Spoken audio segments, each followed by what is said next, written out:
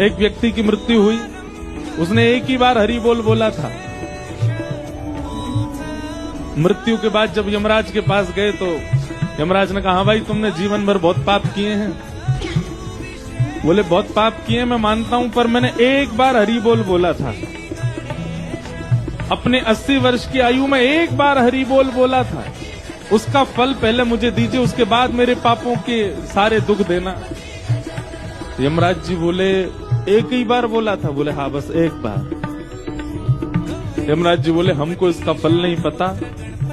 तो व्यक्ति बोला तो फिर मुझे नहीं पता, पहले उसका फल मिलेगा तब नरक की यातनाएं भोगूंगा। यमराज जी उसको लेकर के शंकर जी के पास गए। शंकर जी से जाके पूछा कि महाराज इसने एक बार हरि बोल बोला है, इसका क्या फल मिलेगा? शंकर जी बोले भाई 1.25 लाख बार बोला हो, पुरुषण किया हो तो हमको फल पता है। 1-8 करोड़ बार बोला हो उसका फल भी हमको पता है। जीवन भर बोला हो, प्रत्येक दिन बोला हो उसका भी फल पता, एक बार बोलने का फल हमको नहीं पता। व्यक्ति बोला ऐसे काम नहीं चलेगा, आप दोनों को मैं देख लीजिए, फिर मैं भगवान से शिकायत करूंगा, मुझे फल नहीं दे रहे हैं, एक बार का फल दीजिए। शंकर जी बोले इसको एक काम करो, ब्रह्मा जी के पास ले चलो। तो यमराज जी शंकर जी उसको लेकर ब्रह्मा जी के पास गए। ब्रह्मा जी भी बोले भैया हमको सबके फल पता है, एक बार का फल नहीं पता। वे नारद जी के पास ले चलो।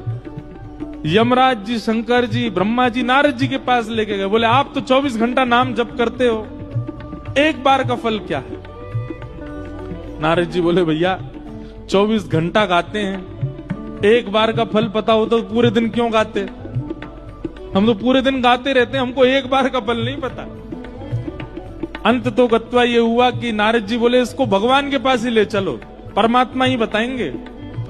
शंकर जी यमराज जी नारद जी ब्रह्मा जी उसको लेके जैसे भगवान के पास गए, वैकुंठ में प्रवेश करते ही चारों ने चरण पकड़े। बोले भगवान इसने जीवन में एक बार हरि बोल बोला, उसका फल क्या मिलेगा? भगवान बोले अब और फल जानने की क्या आवश्यकता है? स्वयं ब्रह्मा जी यमराज जी शंकर जी नारद जी जिसको लेके वैकुंठ नाम है, समझो यही एक बार हरि बोल का फल है।